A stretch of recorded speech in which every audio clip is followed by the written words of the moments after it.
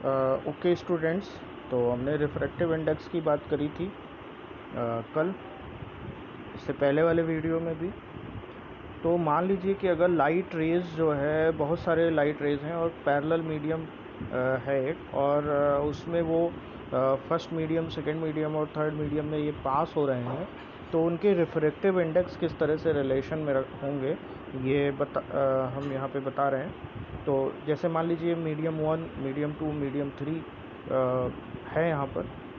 इनके incident angle I1, I2, I3 and refractive refraction angle जो है वो R1, R2, R3 and so on. तो यहाँ पर अगर मैं बात करूँ refractive index medium 2 to medium 1, तो साइन आई ओवर साइन R1, ठीक है। 2 to 3 म्यू जो है वो इस तरह से रिलेटेड है, sine R1 over sine R2। Mu 3 to 1 जो है वो sign R2 over sign R1, ठीक है। यानी इसका मतलब क्या हुआ, 1 म्यू 2 मतलब जो है रिफ्रैक्टिव इंडेक्स मीडियम 2 का विद रिस्पेक्ट टू मीडियम 1, ठीक है। यहाँ 2 म्यू 3 मतलब मीड रिफ्रैक्टिव इंडेक्स मीडियम 3 का विद रिस्पेक्ट टू मीडियम 2, ठीक है। तो अगर मैं इन सबको मल्टीप्लाई कर दूँ तो इनका जो रिफ्रैक्टिव इंडेक्स आएगा वो टोटल 1 आएगा, ठीक है। यानी इसमें जो है रेसी प्रोसिटी थ्योरम जो है, या रिवर्सिबिलिटी जो है इसमें फॉलो हो रहा है। यानी मीडियम जो है 1 म्यू 2 जो है इज इक्वल टू 1/2 म्यू 1 हो सकता है, ठीक है। ये है, तो ये फार्मूला होता है, इसको आप नोट डाउन करेंगे, ठीक है। यानी अगर मान लीजिए कभी दिया हुआ है कि एयर से ग्लास का रिफ्रैक्टिव इंडेक्स दिया हुआ, ग्लास से एयर का पूछ रहा है, तो उसको आप क्या करेंगे, रिवर्स कर देंगे, तो ग्लास से एयर का आ जाएगा उसमें, ठीक है ना। ये न्यूमेरिकल लगाने में आपको फ़ायदा करेगा। उसके बाद आता है लेटरल शिफ्ट, जिसको हमने बात किया था कि अगर लेटरल डिस्प्लेसमेंट की हमने बात करी थी, तो एक्चुअल पाथ से जो डिस्प्लेसमेंट होता है उसी को लेटरल शिफ्ट या लेटरल डिस्प्लेसमेंट कहते हैं किसी भी ग्लास स्लैब में। ये थिकनेस के जो है प्रोपोर्शनल, तो जितना ज़्यादा थिकनेस होगा लेटरल शिफ्ट उतना ही होगा। और इसको इस फार्मूले से लिखते हैं H is equal to t. T यहाँ पर क्या है, थिकनेस है, sine i minus r over cos r, ठीक है। कॉस आर क्यों हो गया, क्योंकि sine 90 minus r is equal to cos r हो जाएगा, है ना। 90 minus theta is equal to cos theta ये होता है, और इसलिए इसको हमने यहाँ पर कॉस लिख दिया, अदरवाइज साइन ही होता। साइन 90 माइनस थीटा आप लिखते हैं। एक तीसरा टर्म आता है एपरेंट डेप्थ। तो एपरेंट डेप्थ क्या है, जब कोई ऑब्जेक्ट जो है वो डेंस मीडियम में प्लेस्ड किया जाता है और उसको रेयर मीडियम से देखा जाता है, तो उस केस में क्या होता है कि जो जो डेप्थ है वो हमको कम दिखाई पड़ती है। जैसे कि आप पानी में कोई चीज़ डुबो दीजिए, हाथ आप अंदर डालिए, तो जो है वो आपको लगेगा कि नहीं एकदम ऊपर ही है आपका हाथ, ऐसे दिखता है, ठीक है ना। तो उसको हम एपरेंट डेप्थ कहते हैं, जो कि रेशियो होता है रियल डेप्थ और रिफ्रैक्टिव इंडेक्स का। यानी apparent depth is equal to real depth over refractive index, ठीक है।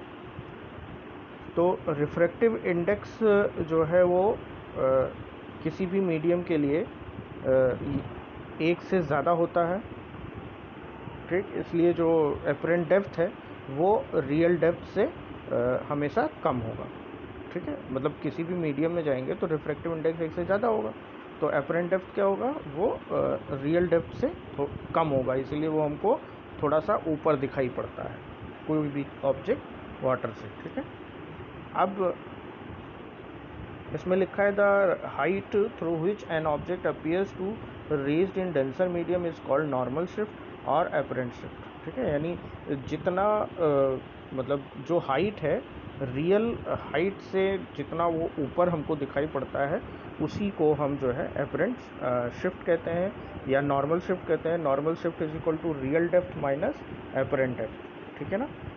क्लियर है, यानी जो शिफ्ट निकालना है हमको, उसको हम एपरेंट शिफ्ट निकालेंगे तो इस तरह से, और इसको हम इस तरह से लिखते हैं d is equal to t minus thickness of the actual thickness minus real depth over यानी thickness over mu, so t common हो जाएगा, 1 माइनस 1 ओवर म्यू हो जाएगा। क्लियर है ना? तो यहाँ तक ये आप समझ गए हैं। लिख लीजिए इसको, नहीं समझ में आ रहा है तो पूछिएगा। अब हम बात करते हैं टोटल इंटरनल रिफ्लेक्शन की। तो हमने अभी बात किया कि भाई कोई रेज है जो किसी ट्रांसपेरेंट मीडियम से टकराती है तो वो आर पार निकल जाती है, लेकिन अपने पाथ से डिफ्लेक्ट हो जाती है। तो जो पाथ से डिफ्लेक्ट होती है उसी को हम, उस फिनोमेना को हम रिफ्रैक्शन कहते हैं। अब अगर मान लीजिए कि वो जो डिफ्लेक्शन है वो 90 डिग्री से एबव हो जाए, ठीक है ना, अगर वो 90 डिग्री पर हो जाता है रिफ्लेक्शन, तो वो सरफेस के ऊपर जो है सरफेस के ऊपर ही रिफ्लेक्ट हो जाता है, जिसको हम जो है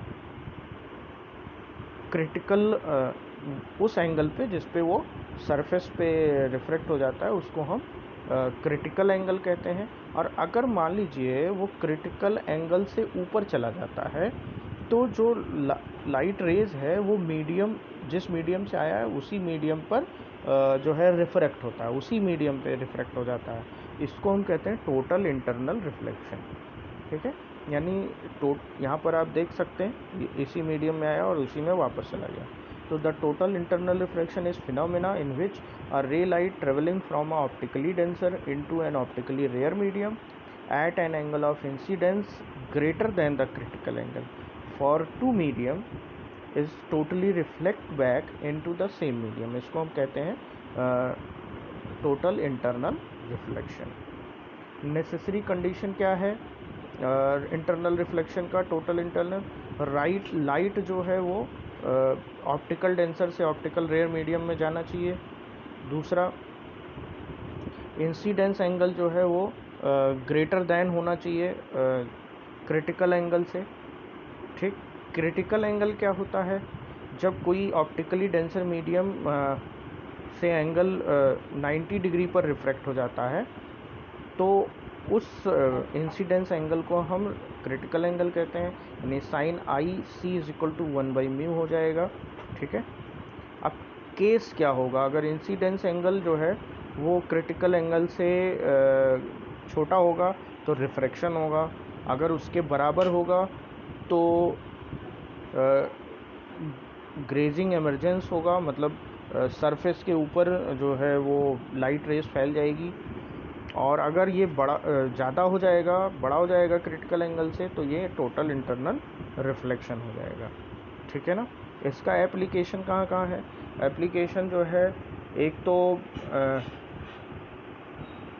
डायमंड्स के ब्रिलियंस में काम करते हैं इसको, मिरेज आप लोग जानते होंगे। ठीक है, और उसके बाद रिफ्लेक्टेड ग्लास प्रिज्म में इसका काम होता है और ऑप्टिकल फाइबर में। ठीक है, इस का काम होता है। ठीक, अब हम बात करते हैं लेंस की। लेंस क्या होता है? एक ऐसा ट्रांसपेरेंट मीडियम होता है जो कि बाउंडेड होता है टू रिफ्रैक्टिंग सरफेस से, जैसे कि मतलब दोनों रिफ्रैक्टिव सरफेस एक दूसरे के कर्व हों। ठीक है, क्लियर है?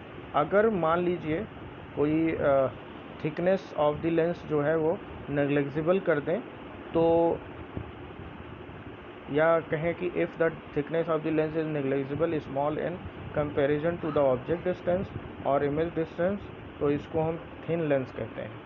यानी दोनों के अंदर थिकनेस अगर बहुत कम है तो उसको हम थिन लेंस कहते हैं। ठीक, ये दो टाइप के होते हैं, प्लेन लेंस और स्फेरिकल लेंस। स्फेरिकल लेंस जो है उसके भी टाइप्स होते हैं, कॉनकेव और कॉन्वेक्स।